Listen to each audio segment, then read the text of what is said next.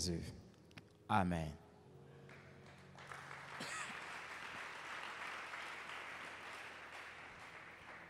Amen. Bonsoir. Que Dieu soit béni. Comme nous l'avons chanté, de gloire en gloire, et dans les profondeurs de sa sainteté, nous voulons nous y plonger. Et l'instrument que Dieu utilise, c'est sa parole. C'est pour cela que nous venons ici chaque mercredi pour étudier sa parole.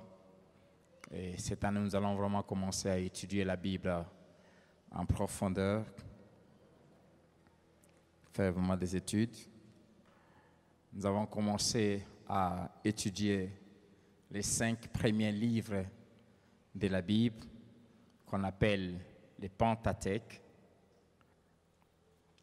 Après avoir défini c'est quoi les Pentateuques, Penté qui veut dire 5 et Tekos qui veut dire rouleau, nous avons survolé 15 vérités en rapport avec les Pentateuques, 15 informations. Je ne vais pas y revenir. Si vous n'étiez pas là le mercredi passé, tâchez à commander les CD pour ça. Et nous avions jeté les bases sur ces 5 livres.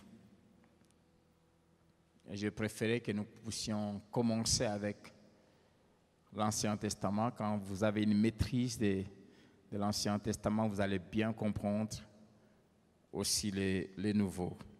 Et principalement, ces 5 premiers livres contiennent des informations qui se répercutent dans toute la Bible. Aujourd'hui, pour clôturer un peu cette introduction, et le mercredi prochain, nous allons commencer maintenant à étudier livre par livre. On va commencer par Genèse.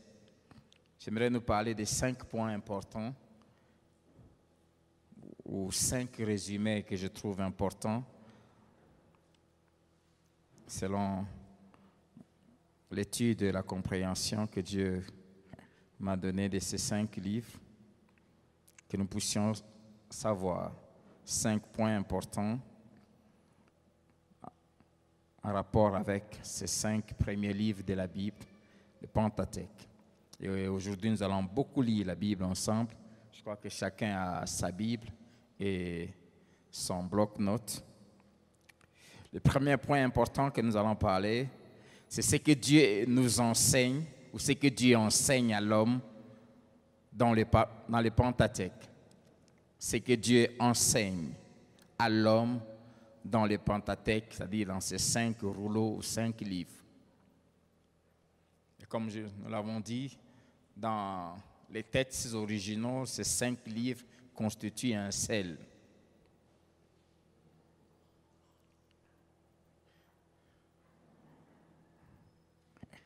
Premièrement, le livre de Genèse nous enseigne la ruine qui est arrivée à cause du péché et de la folie de l'homme. Le livre de Genèse nous enseigne la ruine, la destruction. La ruine arrive à cause du péché. Quand l'homme se permet d'introduire le péché dans sa vie, la ruine va arriver. Dieu, en créant l'homme, le livre de Genèse nous montre comment Dieu l'avait placé dans un cadre merveilleux pour prouver à quel point Dieu nous veut heureux. Dieu veut que nous puissions vivre dans de meilleures conditions. Avant de créer l'homme, il a d'abord créé les cadres qui devaient accueillir cet homme. Et Dieu avait tout mis. Et l'homme arrivait, juste quelques temps après, par sa folie, à tout détruire. Et qu'est-ce qui a détruit? Les péchés. Les péchés, c'est quoi? C'est la transgression de la loi. C'est la désobéissance à la loi de Dieu. Bien-aimés, le péché détruit et détruit tout. Amen. Le péché apporte la ruine, quels que soient les niveaux de gloire, de grâce, de bénédiction que Dieu peut vous accorder. Dès que vous introduisez le péché dans votre vie, la ruine va arriver. 1 Roi chapitre 9. Soyez rapides à chercher les passages, nous allons beaucoup lire ensemble. Nous venons étudier la Bible, alors nous allons vraiment lire. 1 Roi 9. Que tout le monde prenne sa Bible. 1 Roi chapitre 9. Versets 6 à 9.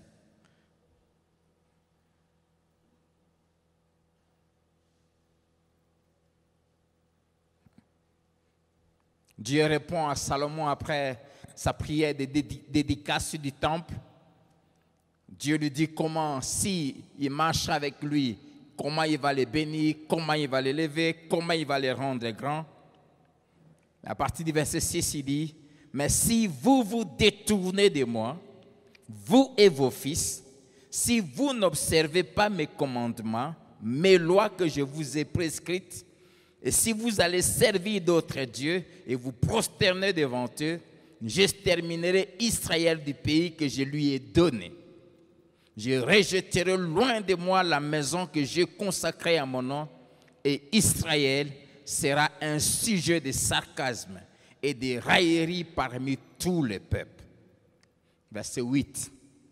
Et si haut placé qu'ait été cette maison, quiconque passera près d'elle sera dans l'étonnement et sifflera. On dira, pourquoi l'Éternel a-t-il ainsi traité ce pays et cette maison? Et l'on répondra, parce qu'ils ont abandonné l'Éternel, leur Dieu, qui a fait sortir leur père du pays d'Égypte, parce qu'ils se sont attachés à d'autres dieux, se sont prosternés devant eux et les ont servis. Voilà pourquoi l'Éternel a fait venir sur eux tous ces maux. Et si haut placé qu'ait été cette maison, il parle de son temple. Bien-aimés, si vous aimez Dieu, vous le craignez, il vous amènera très haut. Il est écrit, voici mon serviteur s'élèvera. Il montera bien haut. Mais si Dieu t'amène bien haut et qu'arrivé là-bas, tu introduis le péché dans ta vie, Dieu dit, même s'il t'avait amené là-bas, le péché va amener quoi là? La ruine, la chute. Tu vas te retrouver par terre. Et ta chute sera tellement grave que les gens vont se donner. Ils vont se poser des questions, mais pourquoi Dieu l'a traité ainsi? Et la réponse sera parce qu'il a abandonné l'Éternel. C'est ce qui était arrivé. Ce beau jardin, cette terre où Dieu avait tout mis pour l'homme, à cause d'un péché, tout a été ruiné. Proverbe 14, verset 34. La Bible dit, le péché est la honte des peuples. Le péché est la honte des peuples. C'est un verset que nous devons mémoriser, c'est Ecclésiaste 9, verset 18. Ecclésiaste 9, verset 18. Un seul pécheur détruit beaucoup de biens. Un seul. La version Second 21 nous dit, un seul péché suffit pour détruire beaucoup de biens. On n'a pas besoin des deux. C'est pour cela que nous ne voulons pas la légèreté. Nous ne voulons pas tolérer n'importe quoi dans l'œuvre de Dieu. Il suffit d'un seul individu pour tout ruiner, tout détruire. Si on laisse seulement quelqu'un parmi nous se plaire dans le péché et être à l'aise. La version du Semeur dit, il suffit d'une seule faute pour gâcher beaucoup de biens. Une seule faute. Nouvelle Bible seconde dit, un seul péché anéantit beaucoup de biens, beaucoup d'efforts qu'on peut fournir.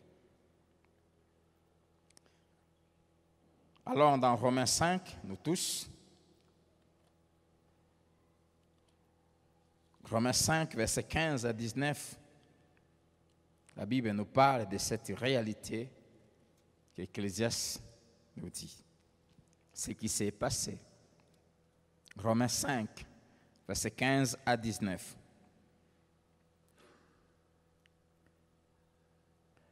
Mais il n'en est pas du don gratuit comme de l'offense, car si par l'offense d'un seul, il en est beaucoup qui sont morts, à plus forte raison la grâce de Dieu et le don de la grâce venant d'un seul homme, Jésus-Christ, ont-ils été abondamment répandus sur beaucoup.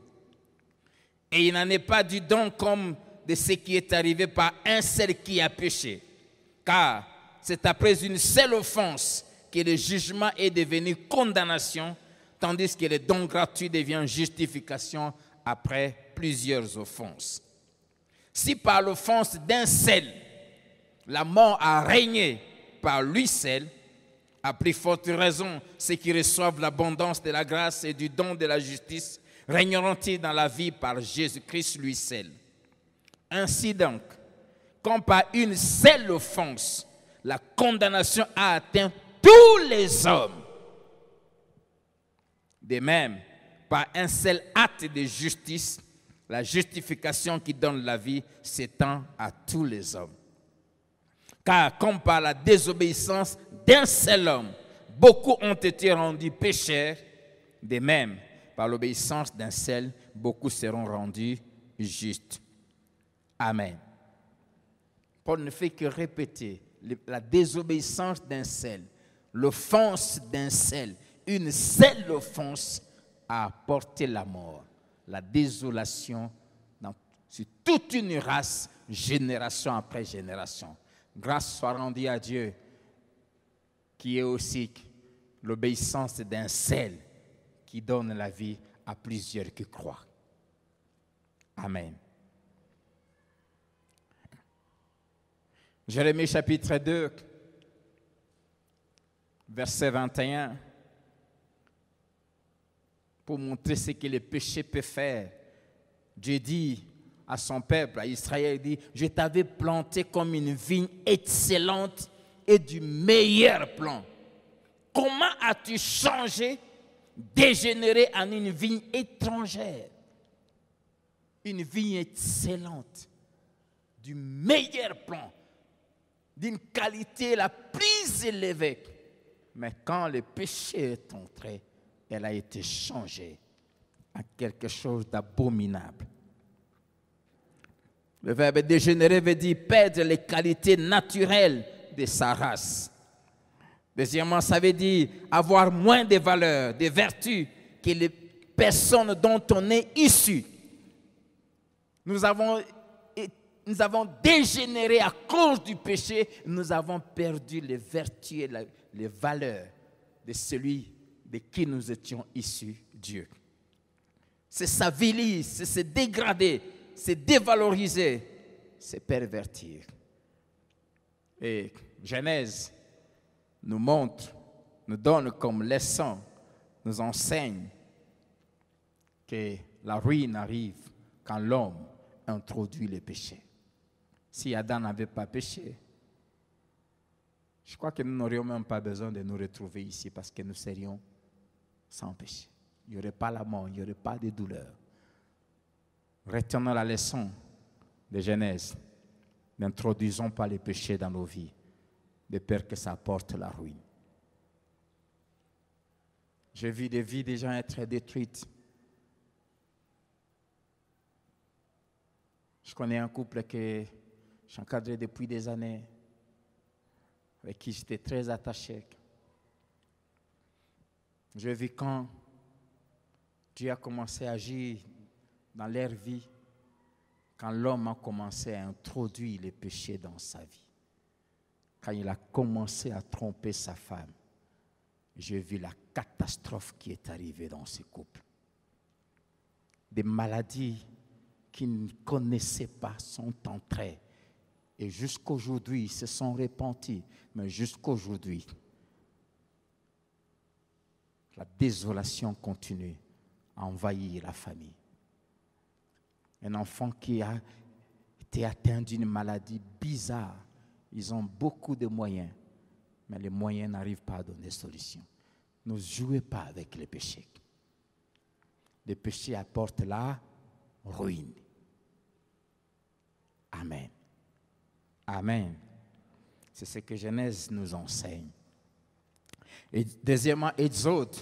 Qu'est-ce que Exode nous enseigne? Exode nous enseigne que quel que soit le niveau de destruction que le péché peut causer, il y a la rédemption dans le sang de Jésus. Amen. Exode nous enseigne que la rédemption est possible par le sang de l'agneau. Par le sang de l'agneau.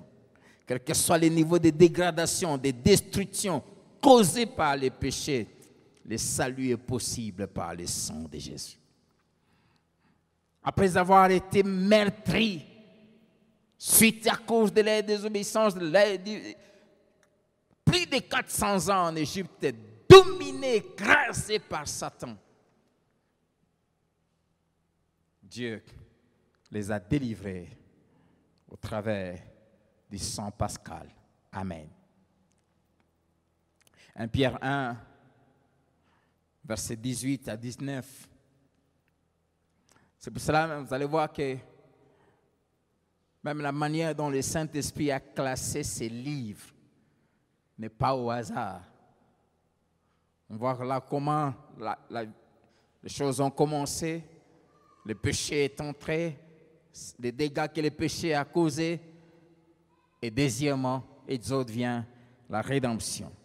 1 Pierre 1, 18 à 19, la Bible dit, sachant que ce n'est pas par des choses périssables, par l'argent ou de l'or, que vous avez été rachetés de la vaine manière de vivre que vous aviez hérité de vos pères, commençant par Adam, mais par le sang précieux de Christ, comme d'un agneau sans défaut et sans tache. Quels que soient les dégâts que le péché peut causer, le sang de Jésus nous a rachetés. Amen. De tous ces mauvais héritages, le sang de Jésus non seulement nous rachète, mais aussi nous restaure. Ésaïe 1, verset 18. Ésaïe 1, 18. Il est écrit, venez et plaidons, dit l'Éternel. Si vos péchés sont comme les cramoisis, ils deviendront blancs comme la neige. S'ils sont rouges comme la pourpre, ils deviendront comme la laine. Quels que soient les dégâts causés par les péchés, même si le péché a ruiné votre vie, quel que soit le niveau de la ruine, Dieu a le pouvoir par le sang de Jésus. Amen. Non seulement de délivrer, mais aussi de restaurer. Ils deviendront blancs comme la laine. Et c'est ce que Exode, le livre d'Exode nous enseigne. Troisièmement, le livre de Lévitique enseigne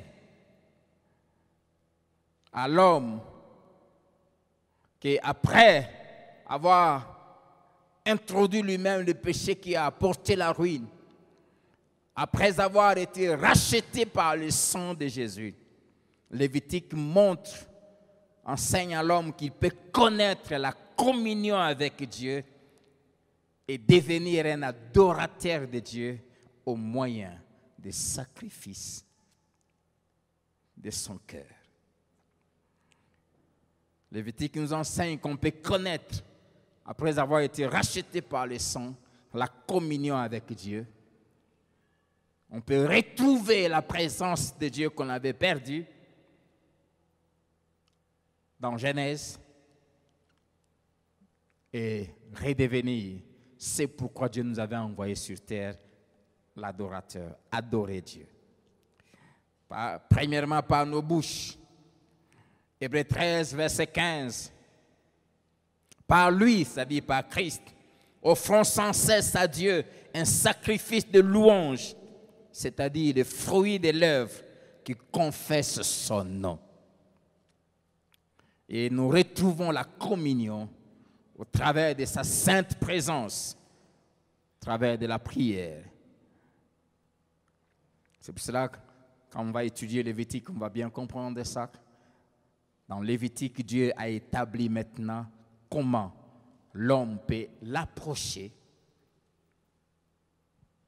Et c'est là, Lévitique, la vie de Lévitique commence dans les déserts. Après avoir été fait sortir de l'Égypte par les rachats, on s'est retrouvé en Égypte dans la servitude à cause du péché, Genèse. Dieu nous fait sortir de l'Égypte, Exode.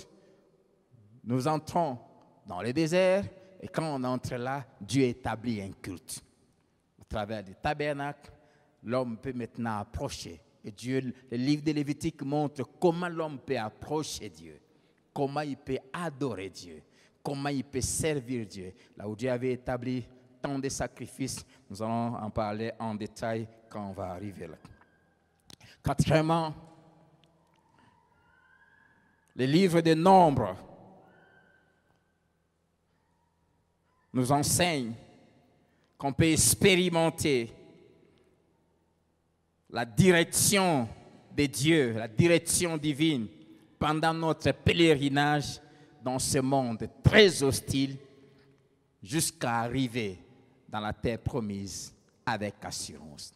On peut expérimenter la direction de Dieu pendant notre pèlerinage jusqu'à ce que nous puissions arriver dans la gloire qui nous attend là-bas.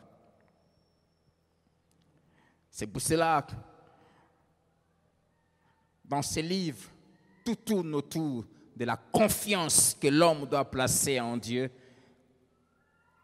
dans ce que Dieu est et dans ce que Dieu fait et dans ce que Dieu a, pour que Dieu le conduise jusqu'au port désiré. Faire confiance premièrement à la sagesse de Dieu. Bien-aimés, s'il y a un attribut que tout chrétien doit apprendre à passer du temps à adorer Dieu et à bien étudier dans les attributs de Dieu, il y a la sagesse de Dieu. Amen. Et la sagesse de Dieu, on l'expérimente dans la façon dont Dieu conduit nos pas. Quand on entre en communion avec lui, quand on entre en relation avec lui, maintenant, nous entrons dans les chemins qui mènent à la gloire, à l'éternité. Là, Dieu nous conduit. Apprendre à lui faire confiance parce qu'il sait là où il nous amène. Et parfois, j'ai mon pasteur qui aime souvent le dire, Dieu peut te conduire là. Il t'amène là vers ses murs. Mais il commence d'abord par t'amener là-bas. Amen. Il te montre, il dit, on va là-bas. Mais il te dit, tourne. Et commence à aller dans ce sens. Immédiatement, tu vas dire, mais Seigneur, tu m'as dit qu'on va là-bas. Il dit, va là-bas. Et quand il te dit, va là-bas, lui, il sait comment, à partir de là, tu vas arriver là. Tout ce que tu as besoin, c'est de lui faire confiance. Et les livres de Nombres nous montrent que si on n'apprend pas à faire confiance en Dieu, on n'arrivera jamais dans la terre promise. On va rester dans les déserts. Faire confiance en Dieu, à sa sagesse. Faire confiance à l'amour de Dieu. Jérémie 29, verset 11, ce passage que plusieurs connaissent. Je connais le projet que j'ai formé sur vous. Projet de paix et non de malheur, afin de vous donner un avenir et de l'espérance. Si tu es en relation avec Dieu, sache que les projets de Dieu sont en exécution dans ta vie. Et le maître d'ouvrage qui est en train d'exécuter ce projet s'appelle le Saint-Esprit. Amen. Et ces projets vont se réaliser certainement. Alors, fais-lui confiance. Fais-lui confiance, je t'en supplie. Évite de se conduire soi-même. Proverbe chapitre 3, la Bible dit, Je préfère lire ça. Proverbe chapitre 3.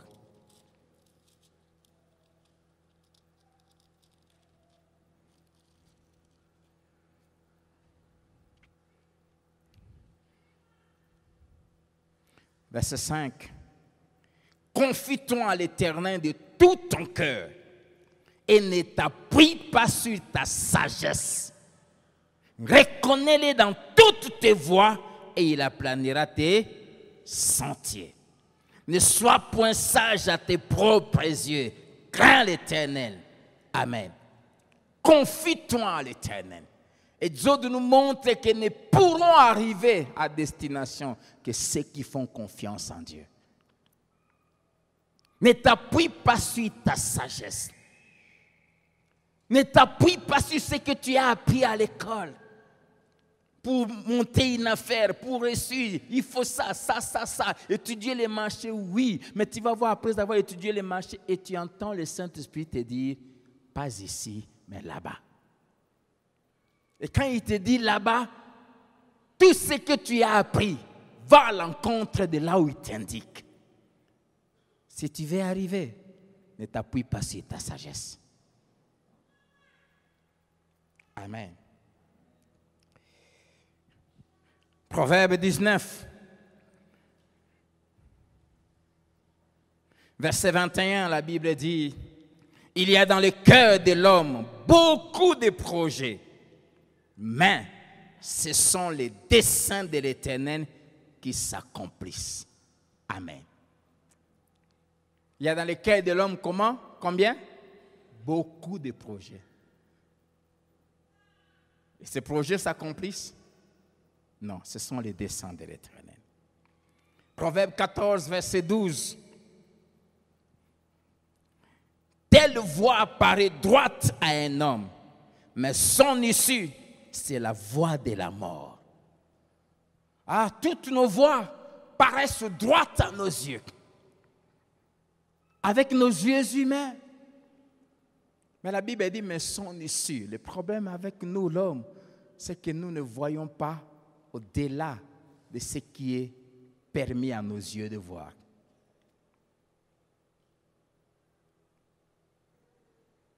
Amen. Telle voie paraît droite à un homme, mais son issue. L'issue, c'est Dieu qui connaît. Ce qui va arriver dans 10 ans, c'est Dieu qui connaît. Ah non, pour que je réussisse, je dois aller à tel endroit, je dois aller dans telle ville. D'accord. Mais est-ce que tu sais ce qui va arriver dans cette ville l'année prochaine? Non. Mais Dieu sait. Amen. Et quand Dieu te bloque, écoute-le. C'est Dieu qui connaît l'issue. Amen. Tu veux épouser, tu veux te marier. Mais tu es en train de regarder les frères qui sont déjà véhiculés. Quelqu'un peut être véhiculé aujourd'hui et demain, il devient piéton pendant 20 ans.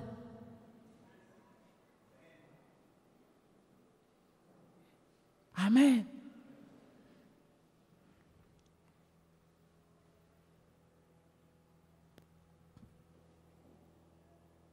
Son issue.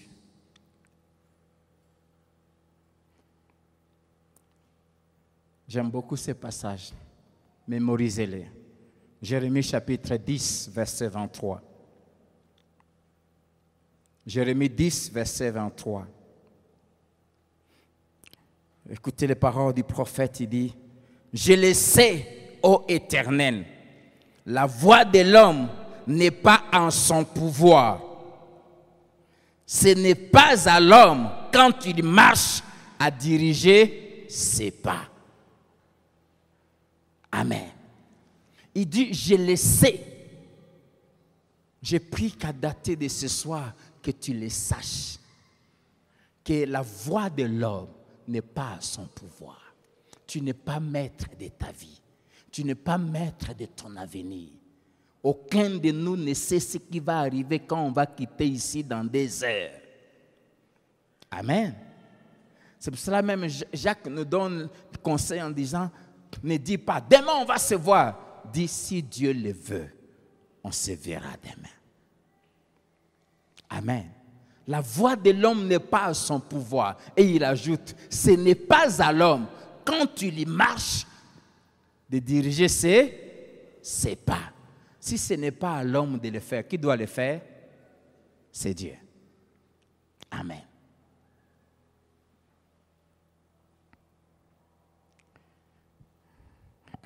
La Bible nous montre l'exemple de Lot. Dans Genèse 13, qui a fait un choix sur base de ce que ses yeux voyaient. Genèse 13, verset 10 à 13. Lot leva les yeux et vit toute la plaine du Jourdain qui était entièrement arrosée. Et c'était avant que l'Éternel eût détruit Sodome et Gomorrhe, jusqu'à Troar comme un jardin de l'Éternel, comme le pays d'Égypte. Quand Lot lève les yeux, il voit de loin la ville de Sodome et Gomorrhe. C'était comme un jardin de l'Éternel. Tout était beau. Mais la Bible dit, les gens de Sodome étaient méchants et de grands pécheurs contre l'Éternel. Ça, Job et Lot ne savaient pas. Tout était beau, mais les habitants de cet endroit allaient mettre sa vie en danger et sa foi en danger. Il ne s'est pas donné la peine de demander à Dieu, de consulter Dieu. Il a simplement vu, c'est là que je dois partir. Et il est parti. Et vous savez ce qui était arrivé. Il a perdu ses enfants, il a perdu sa femme.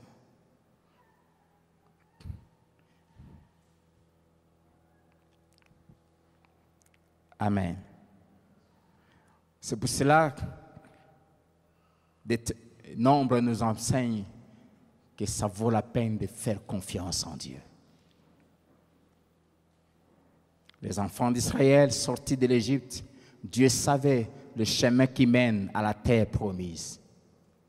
Dieu savait, ils ne sont pas passés par le désert par leur propre volonté. La Bible dit, l'Éternel ne voulut pas les amener à Canaan par la voie des Philistins qui était facile. Au bout de 10 à 20 jours, ils allaient arriver à la terre promise. La Bible dit, il leur fit faire un détour en passant par la mer. C'était programmé par Dieu. Dieu n'était pas fou de les amener par le chemin du désert. Est-ce que Dieu ne savait pas qu'il n'y a pas de l'eau dans le désert?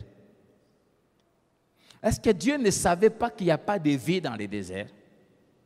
Est-ce que Dieu ne savait pas que là, personne n'allait produire? Est-ce que Dieu ne savait pas qu'ils avaient des bêtes qui allaient finir par avoir soif? Dieu savait. Amen. Mais ils ont manqué la foi en Dieu. Conséquence, si plus de 600 000 hommes, 2 seulement, sont entrés. Amen. Et ça, c'est le problème de beaucoup de chrétiens. Nous avons cru. Et Dieu choisit des chemins compliqués parfois pour nous amener là où il nous amène. Je t'en supplie, apprends simplement à le faire confiance. Un des grands dangers dans la marche chrétienne, c'est de chercher à tout comprendre. Avec Dieu, on ne cherche pas à comprendre. Avec Dieu, on fait confiance. Amen. Chercher à comprendre, personne ne peut comprendre Dieu. C'est impossible. C'est ça la Bible dit, rendez grâce à Dieu en toutes choses. Car tout travaille pour le bien de ceux qui sont en Jésus-Christ. Tout travail, toutes les circonstances, tous les événements travaillent pour ton bien. Même quand tu ne les maîtrises pas, fais-lui confiance. Amen. 1 Thessaloniciens 5, verset 18. La Bible dit, rendez grâce à Dieu en toutes circonstances. J'aime, c'est ce que Dieu attend de vous dans votre relation avec Dieu. La seule chose que Dieu attend de nous, ce n'est pas de nous plaindre, ce n'est pas de nous lamenter, simplement de lui dire, Seigneur, merci. Je ne sais pas expliquer ce qui se passe, je ne sais pas expliquer ce qui m'arrive, je ne maîtrise pas, mais je sais que mes destinées sont entre tes mains. Je te dis merci et je te fais confiance. Je sais, peu importe le chemin que tu prends, nous arriverons là où tu m'amènes. Amen. Amen.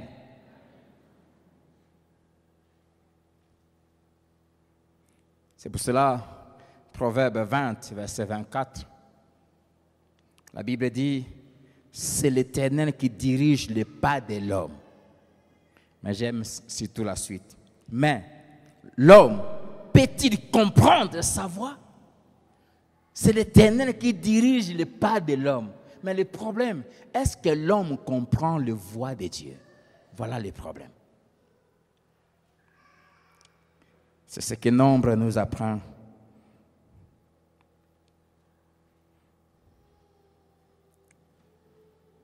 Que nous pouvons expérimenter la direction de Dieu pour arriver jusqu'à la terre promise. Cinquièmement, Deutéronome. Le livre de Deutéronome nous enseigne trois choses. Premièrement, les rappels des instructions que Dieu nous a données depuis qu'on a commencé la marche avec lui. Rappel des instructions. Deuxièmement, ce livre nous apprend à faire chaque jour, si pas chaque mois ou chaque année, une rétrospection. À mettre un rétroviseur pour regarder derrière. Et troisièmement, si on apprend à se rappeler des instructions du passé et mettre un rétroviseur pour voir le chemin parcouru avec Dieu, nous ferons de bonnes projections pour l'avenir. C'est ce que Deutéronome nous apprend. J'aimerais souligner l'importance de se rappeler là où Dieu t'a pris. Le parcours que tu as fait avec lui. Ce qu'il a fait dans le passé. C'est pour cela dans Deutéronome chapitre 8, versets 2 à 5,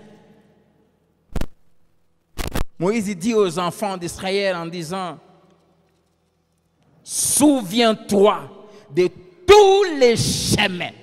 Ça, le mercredi passé, on a parlé de l'importance d'écrire.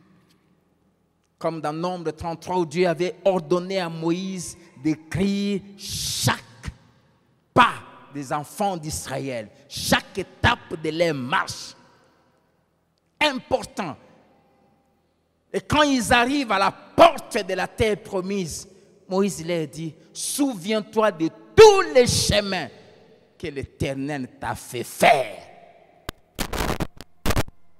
Ceux qui sont déjà arrivés chez moi, dans mon salon, il y a un grand tableau où ce passage est écrit en grand caractère. Souviens-toi de tous les chemins que l'Éternel, ton Dieu, t'a fait faire pendant ces 40 années dans le désert, afin de t'humilier et de t'éprouver pour savoir quelles étaient les dispositions de ton cœur. Et si tu garderais ou non ce commandement, il t'a humilié, il t'a fait souffrir de la faim et il t'a nourri de la manne que tu ne connaissais pas et que n'avaient pas connu tes pères, afin de t'apprendre que l'homme ne vit pas de pain seulement, mais que l'homme vit de tout ce qui sort de la bouche de Dieu. Ton vêtement ne s'est point usé sur toi et ton pied ne s'est point enflé pendant ces 40 années. Reconnais en ton cœur que l'Éternel, ton Dieu, te châtie comme un homme châtie son enfant. Souviens-toi. L'important de se rappeler là où Dieu nous a pris, tous les chemins qu'on a fait avec lui, ce qu'il a fait dans le passé. Deuxièmement, l'importance de se rappeler ce que Dieu nous a enseigné, ce que Dieu nous a instruit dans le passé, dans tous les parcours qu'on a fait avec lui. Deutéronome 32, verset 7.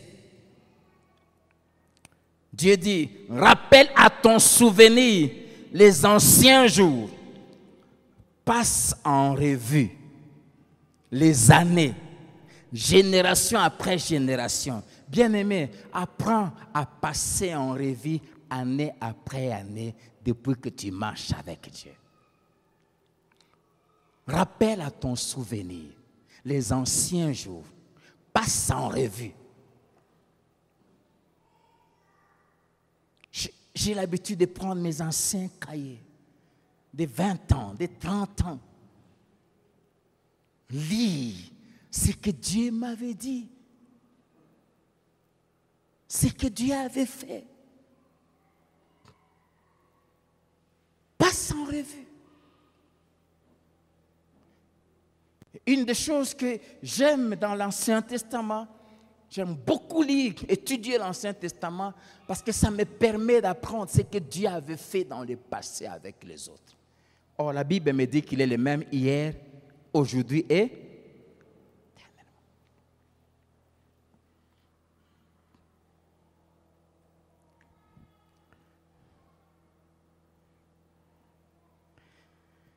Ouvrons nos Bibles ensemble. Deutéronome chapitre 7. Deutéronome 7, 17 à 20.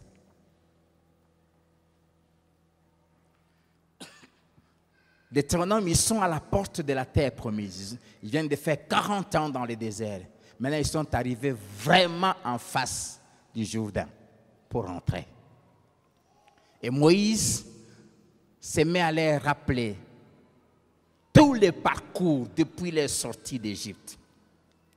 Et à leur dire l'étape qui les attend maintenant, la conquête de la terre promise. Verset 17, il dit, peut-être diras-tu dans ton cœur, ces nations sont plus nombreuses que moi. Comment pourrais-je les chasser?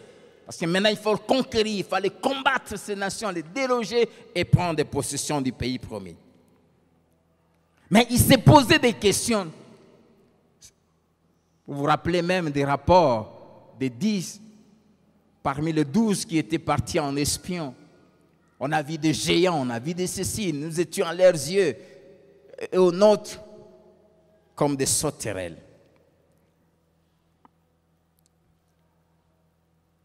Verset 18.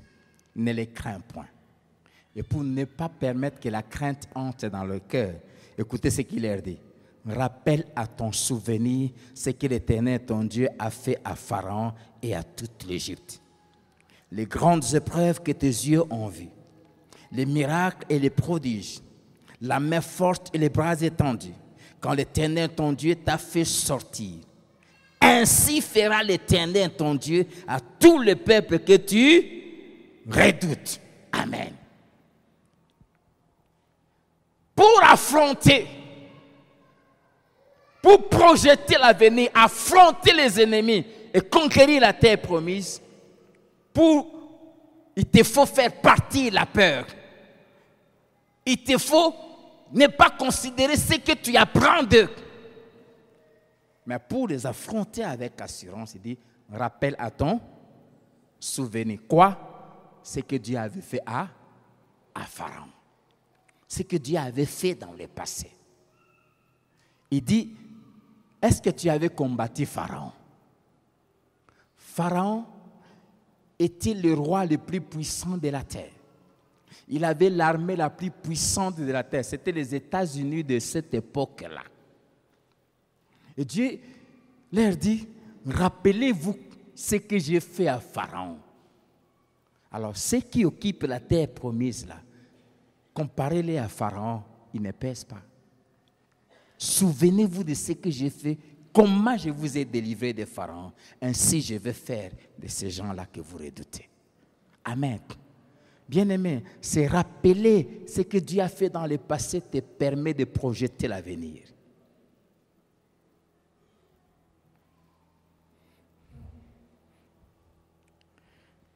Deutéronome chapitre 4. Vous allez voir, ces verbes, souviens-toi, revient plusieurs fois dans Deutéronome, dans différents cas. Deutéronome 4 à partir du verset 10. Souviens-toi du jour où tu te présentas devant l'Éternel ton Dieu à Horeb. Lorsque l'Éternel me dit, assemble près de moi les peuples, je vais leur faire entendre mes paroles, afin qu'ils apprennent à me craindre tout le temps qu'ils vivront sur la terre, afin qu'ils les enseignent à leurs enfants. Et Moïse les rappelle comment Dieu les avait enseignés, comment ils avaient entendu la voix de Dieu, comment ils voyaient ce feu, cette démonstration de la gloire de Dieu. Rappelez-vous ça, que vous avez un Dieu puissant dont la voix fait trembler la terre. Souviens-toi. Deutéronome 5, verset 15. Tu te souviendras que tu as été esclave au pays d'Égypte et que l'Éternel, ton Dieu, t'en a fait sortir à main forte et à bras étendus. C'est pourquoi l'Éternel, ton Dieu, t'a ordonné d'observer le jour du repos. Pour obéir aux instructions que Dieu nous donnera demain, il faut apprendre à se souvenir de là où on vient. Si tu sais là où Dieu t'a appris, et si tu gardes dans ta tête le souvenir de ce que tu étais, comment Dieu t'a ramassé, et là où il t'a amené, même quand tu arriveras dans le sommet, tu resteras humble et tu continueras à craindre Dieu. Vous savez pourquoi les gens deviennent orgueilleux? C'est parce qu'ils oublient là où Dieu les a ramassés. Nous autres ici, de A à Z, c'est Jésus-Christ. Où que j'arrive avec Dieu, jamais il y aura ça. Je sais là où il m'a pris. Même dans mon bureau, j'ai mis une des photos quand j'ai fui. Chaque fois quand j'entre, je regarde cette photo pour que ça me rappelle là où il m'a pris.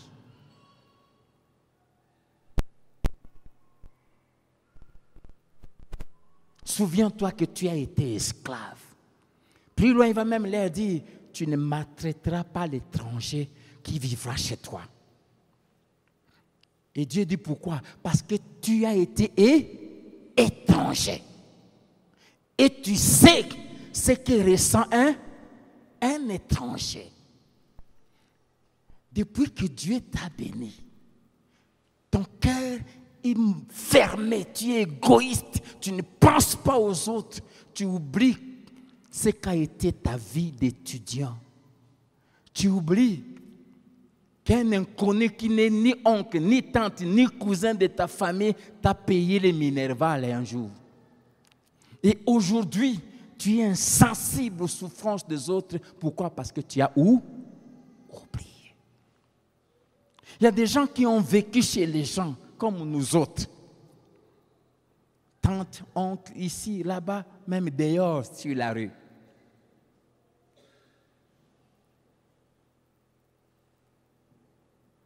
Je vous ai déjà dit ici, j'ai été domestique pendant 3 ans.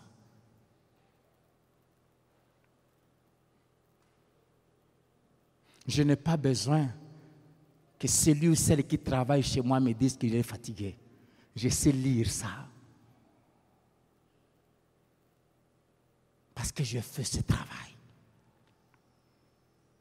J'ai commencé à 4h30. J'allais dormir, si c'est tôt, c'est 23h. J'oublie jamais ce jour-là, vers 21h, ma patronne m'envoie quelque chose. Et son mari lui dit, tu ne vois pas qu'il est fatigué? Et elle répond à son mari, est-ce qu'il t'a dit qu'il est fatigué? Et son mari lui répond, je n'ai pas besoin qu'il me dise, je vois qu'il est fatigué. Et son mari a pris son autorité, il m'a dit, va dormir. Je n'oublie jamais cette soirée. j'étais épuisé. Toi, sous un soleil, est-ce que tu peux sortir de chez toi et aller au marché à pied? Hein, maman? Mais quand tu prends ta borne là, sous un soleil, va m'acheter le bitécoutécou. Elle part, elle revient. À peine arrivée, va acheter aussi le piment. Et puis elle revient, va aussi acheter ceci. Pourquoi tu ne penses pas à tout ensemble? C'est parce que toi, tu ne sors pas. Et tu as oublié ton passé.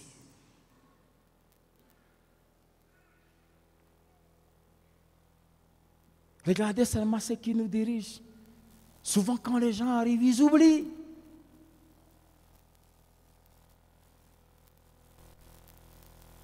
Souviens-toi que tu as été esclave.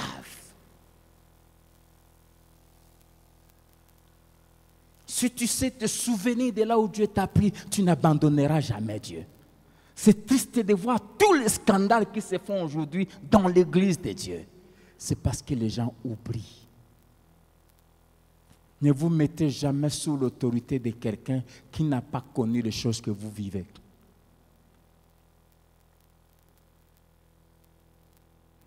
Et Deutéronome, Dieu rappelle, vous allez maintenant entrer dans la terre promise. Là, vous allez manger à votre faim. Votre argent va se multiplier. Vous allez habiter dans des maisons luxueuses. Tout ça, vous allez entrer dans les repos. Mais avant d'entrer, Dieu se met à les rappeler les parcours. Vous savez pourquoi? Quand vous lisez le chapitre 8 de Deutéronome, il est dit, quand tu verras ton argent se multiplier, quand tu habiteras des belles maisons que tu n'as pas construites, souviens-toi de l'Éternel, ton Dieu, car c'est lui qui te donnera la force. Garde-toi de dire à ton cœur, c'est mon intelligence, c'est ma force, ce sont mes compétences, ce sont mes relations. Souviens-toi. Les gens deviennent orgueilleux, suffisants, c'est parce qu'ils oublient les passés.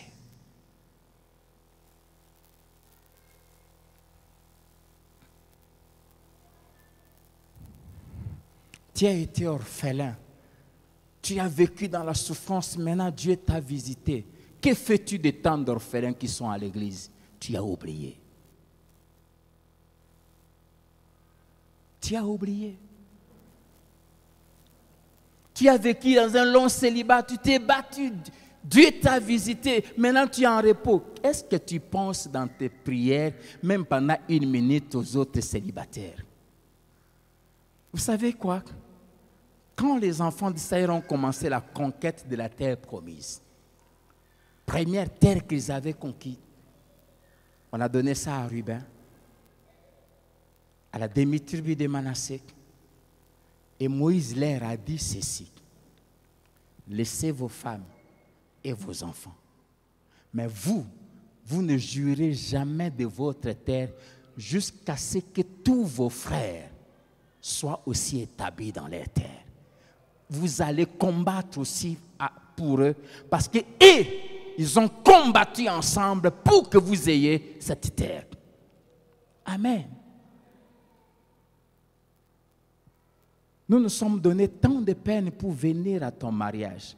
Mais depuis que tu t'es marié, est-ce que tu viens dans le mariage des autres? Tu as oublié. Tu as complètement oublié. On a fait des sacrifices pour te donner les cadeaux le jour de ton mariage. Mais depuis au bala, cadeau, tu as oublié. Tu t'es mis dans ta tête que tu es né marié. Toi, tu es tombé comme Adam. Boum! Femme mariée.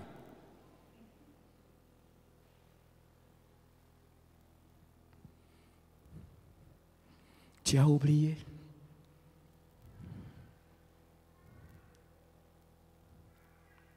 Deutéronome 9, verset 7.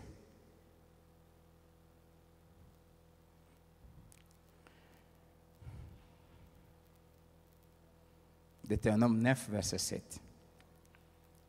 Souviens-toi, n'oublie pas de quelle manière tu as excité la colère de l'Éternel ton Dieu dans les déserts.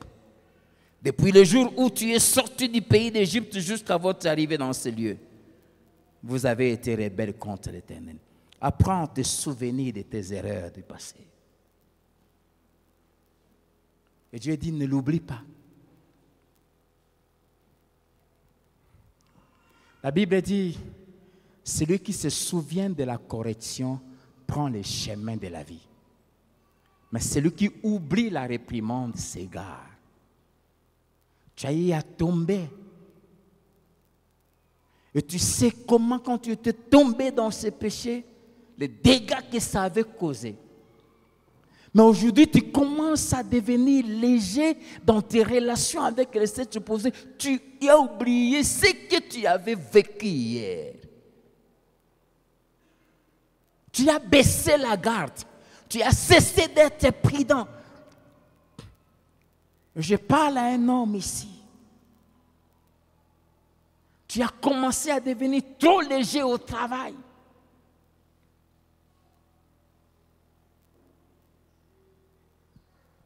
J'aimerais te dire, comme Jésus avait dit à cet homme qui a souffert pendant 38 ans à cause d'un péché. Quand Jésus l'a guéri, quand Jésus le rencontre plus tard, il dit, voici tu as été guéri. Ne pêche plus, de peur qu'il ne t'arrive quelque chose de pire. Et à toi, j'aimerais te dire de la part du Seigneur, si tu retombes encore une deuxième fois, tu ne t'en sortiras pas.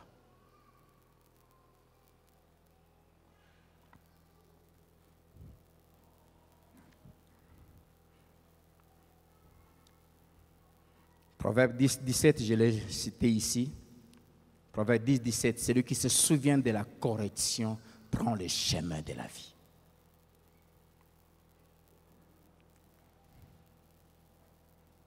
Non seulement de tes propres fautes, mais aussi des fautes des autres. Je n'avais même pas encore connu le Seigneur. Je vis comment mon défunt père s'était conduit. Dieu l'a visité. Il n'avait que 21 ans et demi quand il s'est retrouvé conseiller à la présidence. Il n'avait même pas encore fini les études. Il a eu l'argent et il a fait la folie. Toutes les femmes, c'était ses femmes, les femmes de ses amis. Et je l'ai enterré à 35 ans. Je l'ai enterré mince comme ça, comme un clou. Je l'ai vu mourir. J'ai vu ce que sa mort a causé comme dégâts dans ma vie et dans la vie de mes frères et sœurs. J'étais encore païen, je ne m'étais même pas encore convaincu. J'ai dit, je ne toucherai jamais une femme jusqu'à mon mariage. Et quand je me marierai, je ne tromperai jamais ma femme. Parce que mes enfants ne vivront pas ce que j'ai vécu. Et quand je vois une femme oser chercher à me séduire, elle devient une personne à battre.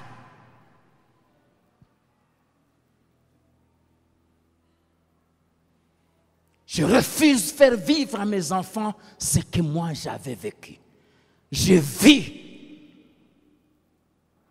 comment toutes ces femmes qui viennent, qui n'ont pas souffert avec toi et qui te voient aujourd'hui, tu as une voiture, tu as une position. Tu es beau, combien oh, tu es mignon, tu es mon chat, tu es ceci. Okufa na kombo na Yesu. Comment elles détruisent.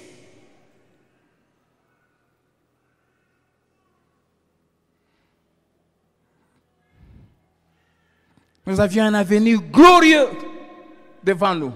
Et tout a été détruit à cause de la légèreté d'un homme. J'ai appris des erreurs de mon défunt père. Et jusqu'en ce jour, Dieu m'a aidé à tenir mon engagement avant le mariage. Et bientôt, dans 2 mois, 20 ans de mariage, il m'aide à tenir l'engagement dans le mariage. Et je le tiendrai jusqu'à la fin de ma vie. Souviens-toi,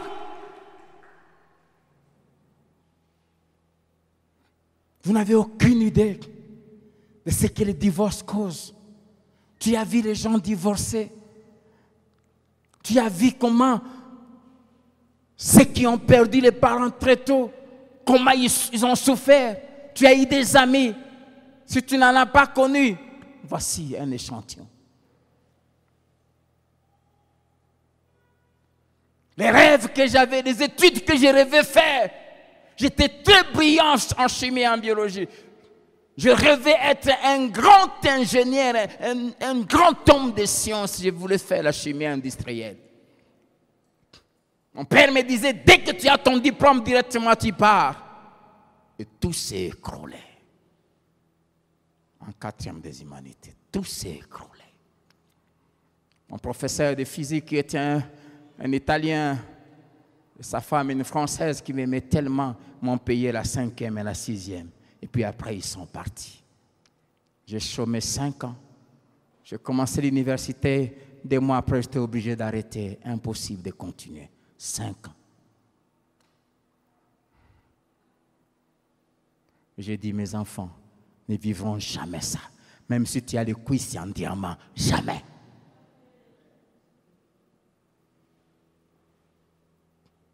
Souviens-toi. Proverbe 15.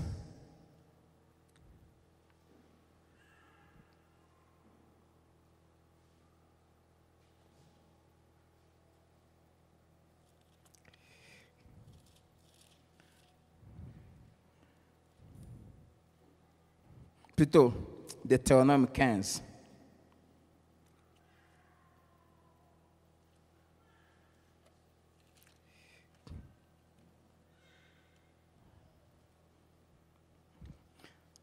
Versets 12 à 15. Tu te souviendras que tu as été esclave en Égypte et tu observeras et mettras ce loi en pratique. Tu célébreras la fête des tabernacles pendant 7 jours. Quand tu recueilleras les produits de ton aire et de ton pressoir. Tu te réjouiras à cette fête, toi, ton fils et ta fille, ton serviteur et ta servante, et les Lévites, l'étranger, le félin, la veuve qui seront dans tes portes.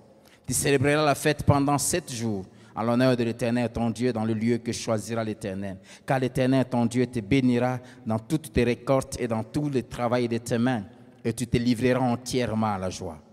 3 fois par année, tous les mâles d'entre vous se présenteront devant l'Éternel, ton Dieu, dans le lieu qu'il choisira.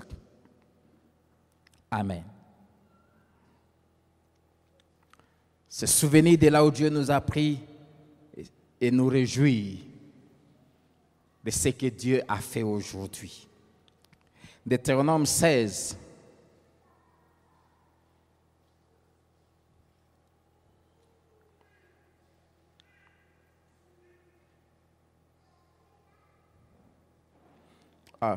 Excuse-moi. Je devais d'abord lire Deutéronome 15, versets 12 à 15, n'est-ce pas? Ce que je lis, ce n'est pas ça. Deutéronome 15, 12 à 15. Si l'un de tes frères hébreux, homme ou femme, se vend à toi, il te servira 6 années. Mais la 7e année, tu le renverras libre chez toi. Et lorsque tu le renverras libre de chez toi, tu ne le renverras point à vide. Tu lui feras des présents de ton menu bétail, de ton aire, de ton pressoir, de ce que tu auras par la bénédiction de l'Éternel ton Dieu. Tu te souviendras que tu as été esclave au pays d'Égypte et que l'Éternel ton Dieu t'a racheté. C'est pourquoi je te donne aujourd'hui ces commandements. Amen. Se souvenir de ce qu'on a été nous aide dans la manière qu'on traite les autres. Ils ont été esclaves en Égypte. Ils sont sortis les mains vides. Hein? Il n'y a pas de gens qui lisent la Bible ici. Ils sont sortis riches. Dieu a dépouillé les Égyptiens pour les bénir. Et Dieu leur dit, s'il arrive que ton frère hébreu, pour nous aujourd'hui ton frère chrétien, ta sœur chrétienne, vient se vendre à toi comme esclave à cause des difficultés, il dit, je vais te servir. Pour avoir de quoi manger, je me mets à ton service. Il dit, tu vas accepter. Il va te servir, mais 7 ans après, tu mettras fin à son esclavage. Et tu vas les renvoyer chez lui. Mais quand tu vas les renvoyer, tu prendras de ce que tu as. Et tu lui donneras de quoi aller commencer sa vie et ne plus jamais manquer. Pourquoi? Parce que tu as été esclave et quand je t'ai fait sortir comment? Riche. Amen. C'est un peu ce qu'on applique aujourd'hui, les indemnités de sortie. Quelqu'un travaille chez toi. Même s'il arrive peut-être à fauter un jour, le jour où tu le renvoies comment?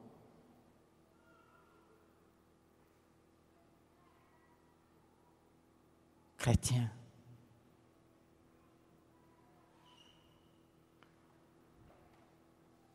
Le jour où Dieu t'a délivré de tes souffrances, il t'a visité, n'est-ce pas? Il a utilisé des gens, il t'a béni. Mais nous agissons très mal envers les autres parce que nous oublions ce que nous étions. Dieu lui dit, je te donne cet ordre. Pourquoi? Parce que tu as été esclave toi-même.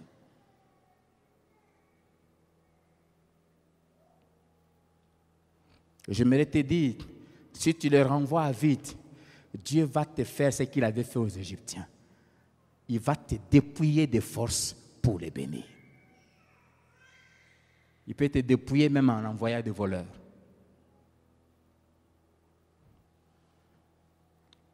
Se souvenir de là où Dieu nous a pris. Deutéronome 24.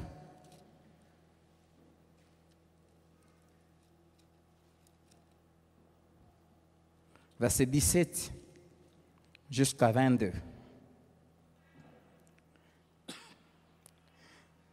Tu ne porteras point atteinte aux droits de l'étranger et de l'orphelin. Et tu ne prendras point en gage les vêtements de la veuve si elle vient s'endetter auprès de toi.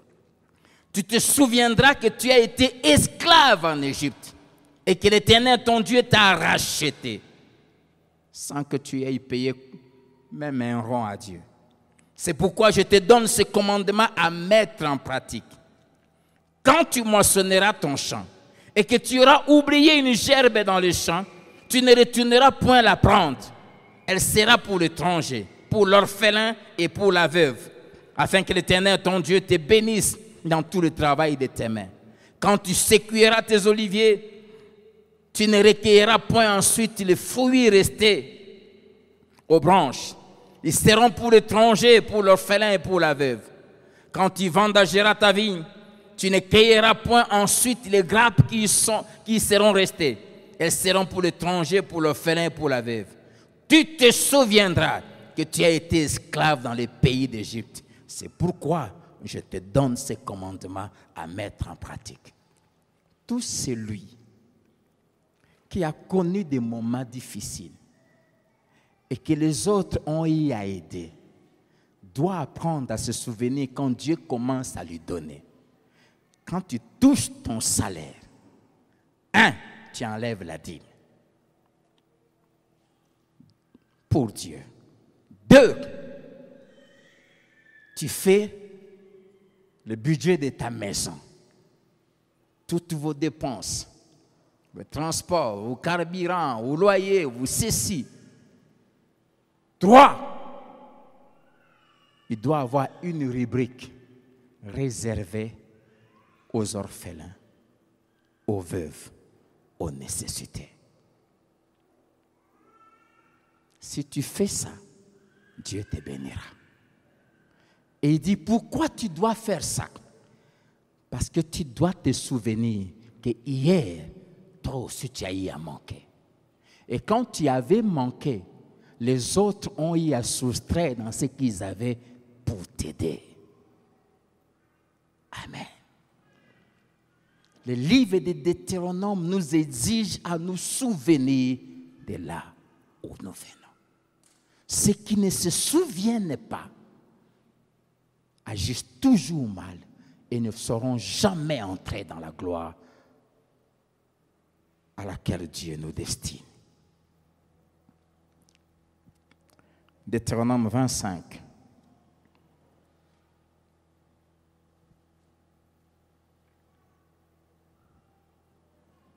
Verset 17 à 19.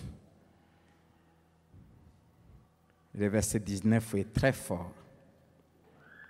Deutéronome 25, 17 à 19.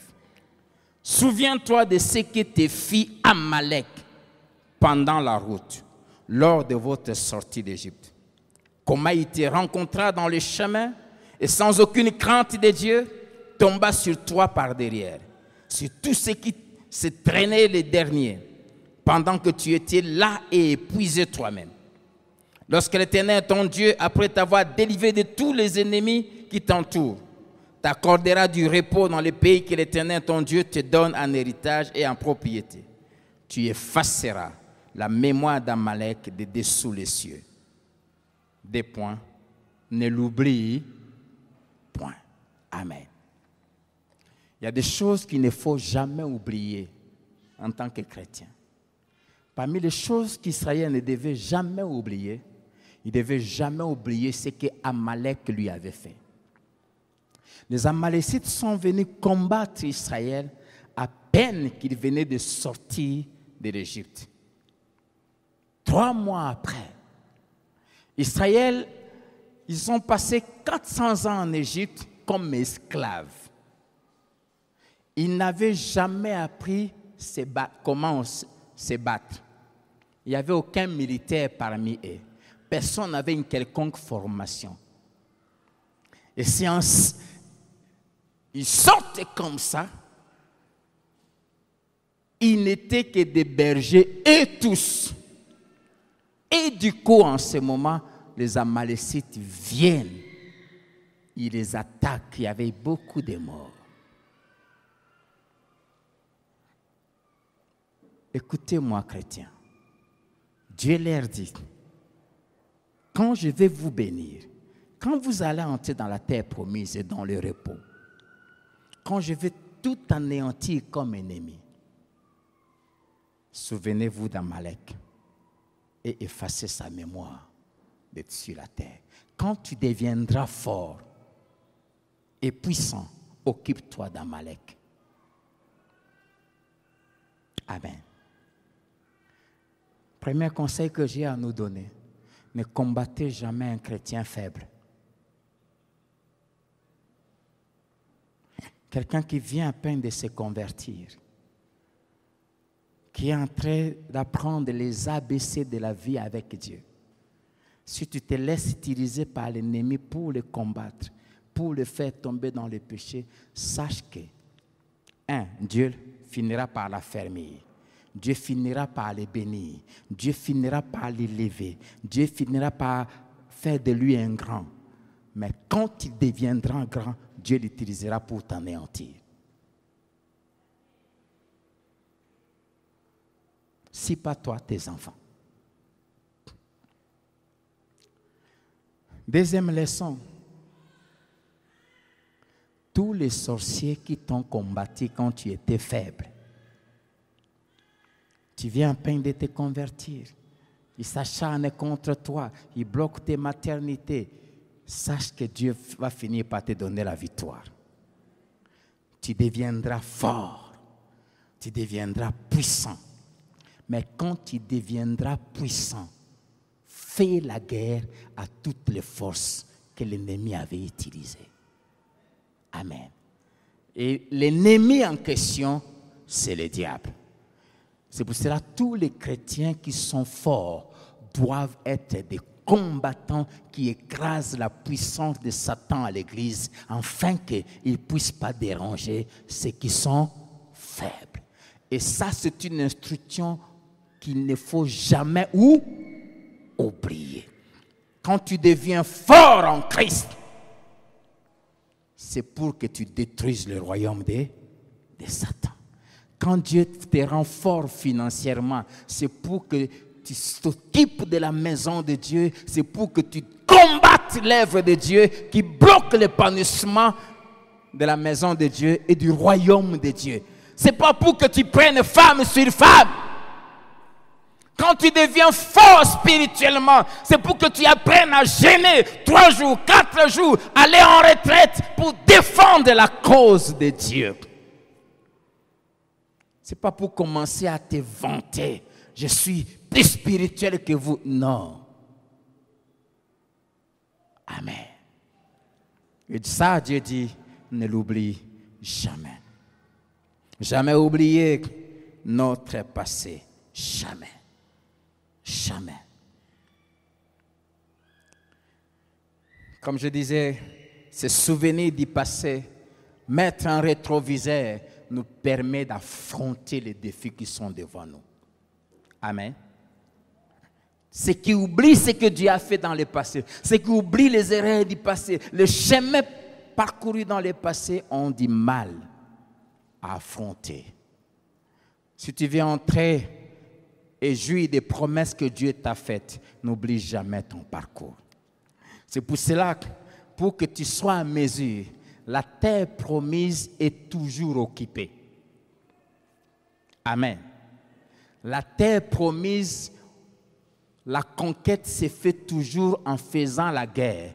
La Bible dit toute la terre promise a été conquise en faisant la guerre, excepté Gabaon. Parce que les Gabaonites avaient utilisé une ruse. Et pour nous préparer à devenir des vaillants hommes qui arrivent à conquérir les promesses de Dieu, les enfants que tu veux, le mariage que tu veux, on ne va pas te les donner. Il faut les conquérir. Le combat spirituel est une réalité. Dieu t'a fait des promesses, mais pour arriver, il faut les conquérir. Et si tu veux les conquérir, une des choses à apprendre, apprends à te lever très tôt et à prier aux premières heures du matin. Dieu disait toujours à Moïse, va vers Pharaon très tôt le matin. Amen. Mais pour devenir aguerri, tu as besoin de nombre. Le livre des nombres, tu as besoin que Dieu te fasse passer par des situations. Tu arrives, il n'y a pas d'eau. Tu arrives, il n'y a pas à manger. Tu arrives, il n'y a pas ceci. Tu arrives, ça se bloque. C'est ça qui va te former à devenir un combattant. Cesse de pleurer, cesse de te plaindre. Lève-toi et combat dans la prière. Combat à genoux. Tu es en train de t'aguerrir et de te préparer pour la conquête de la terre promise. Amen. C'est pour cela que nous voulons maintenant. Nous entrons maintenant dans la phase de la conquête de la ville.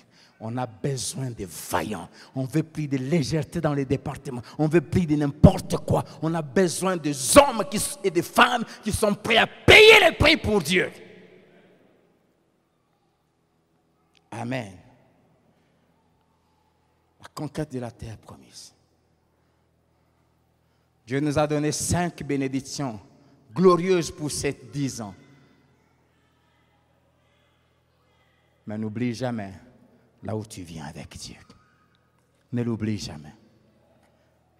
Si tu apprends à te souvenir de ce que Dieu a fait hier, ça va faire de toi un homme que les défis qui sont devant ne font jamais trembler.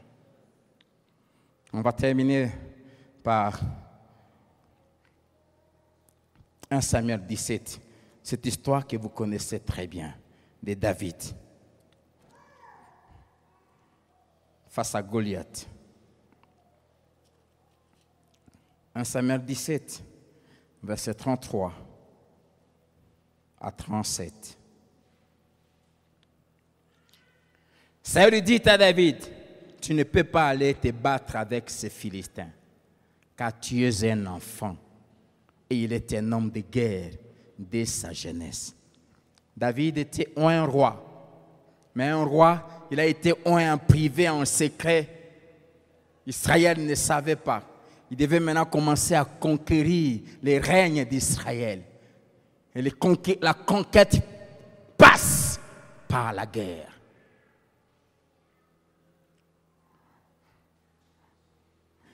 Et mon cher David, ceux que tu vas combattre sont exercés à la guerre depuis leur enfance. Ils sont sorciers depuis le ventre de leur mère. Ils sont sorciers depuis 50 ans. Ils sont satanistes depuis des années. Et ils sont dirigés par un homme aguerri au mal depuis des milliers d'années. Satan. Et les gens te diront, tu ne peux pas oser l'affronter. Tu n'es qu'un enfant. Mais si tu as un passé avec Dieu, tu l'affronteras. Écoutez la réaction de David, verset 34. David dit à Saül, ton serviteur faisait paître les brebis de son père. Et quand un lion ou un ours venait enlever une du troupeau, je courais après lui. Je le frappais et j'arrachais la brebis de sa gueule. S'il se dressait contre moi, je le saisissais par la gorge, je le frappais et je le tuais. C'est ainsi que ton serviteur a terrassé les lions et l'ours. Et il en sera du Philistin, de cet incirconcis, comme de l'un d'eux, car il a insulté l'armée du Dieu vivant. David dit encore, l'Éternel qui m'a délivré de la griffe du lion et de la patte de l'ours, me délivrera aussi de la main de ces Philistins. Amen. Amen.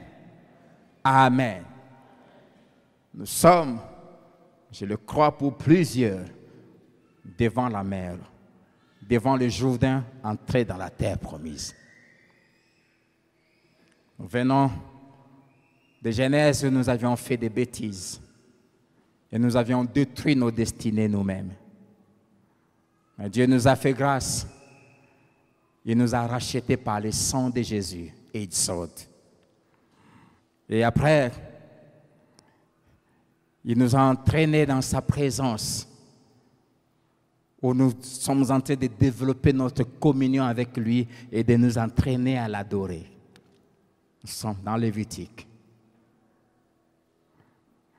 Et pendant que nous sommes en train de nous entraîner à l'adorer, à lui offrir des sacrifices de nos cœurs, il nous met en route vers la gloire, vers les promesses qu'il nous a faites. Et là, nous sommes dans son école où il est en train de nous enseigner, par des épreuves, par des situations compliquées, par toutes sortes de choses, il est en train de se révéler dans nos vies. C'est sa ombre. Et nous arrivons à la fin de ces trajets. Et nous sommes à la porte de la terre promise. Jésus est à la porte. Il revient bientôt. Nous allons bientôt rentrer à la maison. Mais aussi, nous sommes aussi à la porte des bénédictions que Dieu nous a promises sur terre. Je ne sais pas quelles sont ces promesses que Dieu t'a faites. Mais pour y entrer et jouir de ces bénédictions, il faut faire la guerre à ceux qui s'y opposent de te les donner. Mais pour affronter ces défis, tu as besoin de te renommer, de te rappeler de tous les chemins que tu as déjà fait avec Dieu. Si tu te rappelles, ça te permettra de rester dans la crainte de Dieu, dans la présence de Dieu. Ça te permettra de te conduire comme il se doit. Tu te rappelles des instructions du passé. Ça va te guider. Mais aussi, tu te rappelles des victoires que Dieu a remportées. Ça va te permettre d'affronter la terre promise et d'y entrer dans la gloire et de t'y installer. Que Dieu te bénisse.